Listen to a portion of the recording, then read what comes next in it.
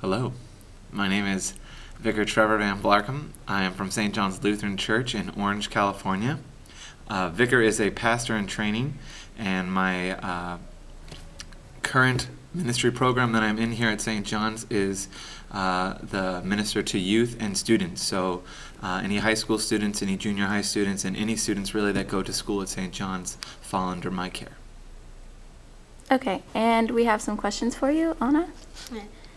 How are you first introduced to Christianity? I was first introduced to Christianity when I was baptized. Maybe I was 2 weeks old, I want to say. And I was always raised in the church, starting from preschool on up. When I was at kindergarten, I came here to St. John's and did St. John's Christian Day School from kindergarten all the way up through 8th grade.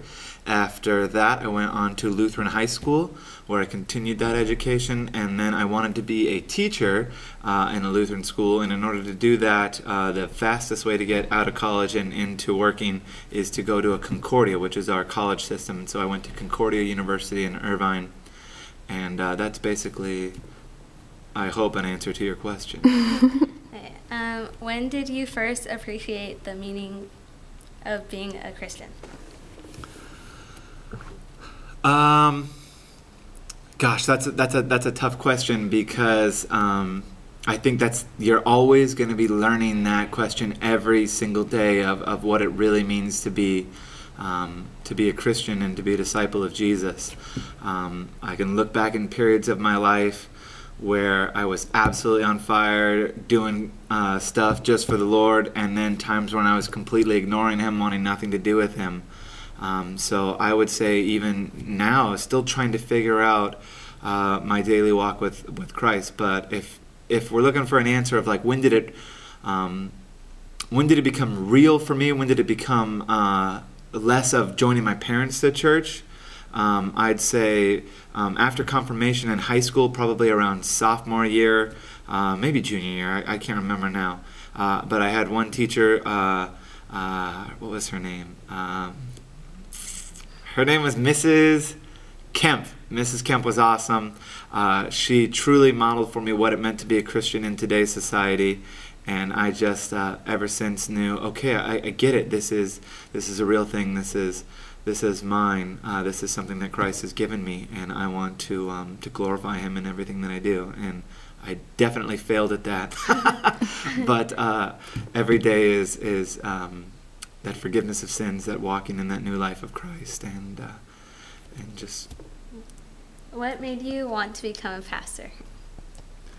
Oh gosh, how much time do you have to ask, or how much time do I have to talk?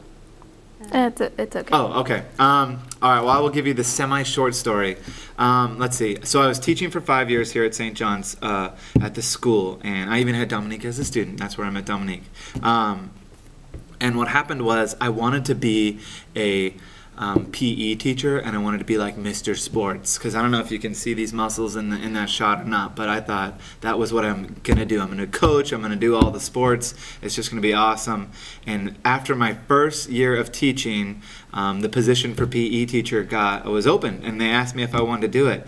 And somewhere along during that first year, I became good friends with a new pastor that we had who was coming over, and he was going to be the youth pastor here at St. John's until he unfortunately had to go back home to St. Louis. But he kind of said, no, why don't you come just hang out with these 7th graders, hang out with these 8th graders, come do this. And the more and more I did that, the less and less I wanted to do everything else. It's a lot like Jeremiah 24, where there's these 2 baskets of figs, and you're looking at one of them as a good basket of figs, the other one's a bad basket of figs, and what's happening is that people are getting carried into exile. Sorry, I digress. Anyways, point of the whole story is that it's all about God flipping up everything, your plans and everything that you thought you were going to do, everything that you thought was good. He's just going to turn over and say, no, this is where I have you. And that's when I knew that I wanted to be a pastor. And so it took like a year and a half of working with our pastors, our principal at the school, to kind of fill in some gaps in our church and in our school, so that we could find the right program for me.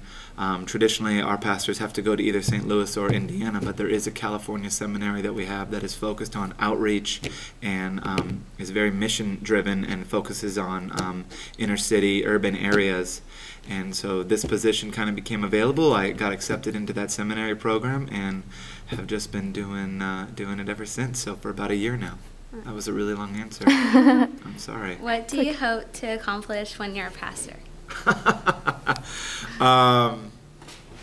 I hope to accomplish everything that the Lord gives me to do. If I had to think,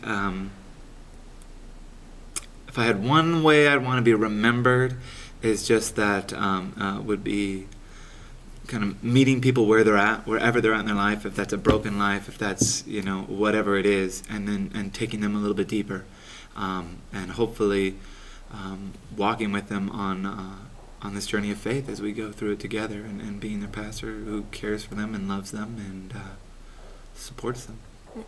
If you were to have a powerful position, such as being the Pope, what would you focus on doing during your role?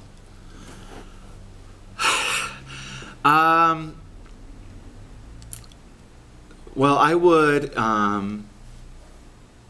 this is a tough question. I would say, let me see, how do I say this right? I would try to equip and train my other priests or pastors, fathers, and equip them to be great leaders who in turn are equipping their people, so that all people then are recognizing just how wonderful the life is with Jesus, walking with him.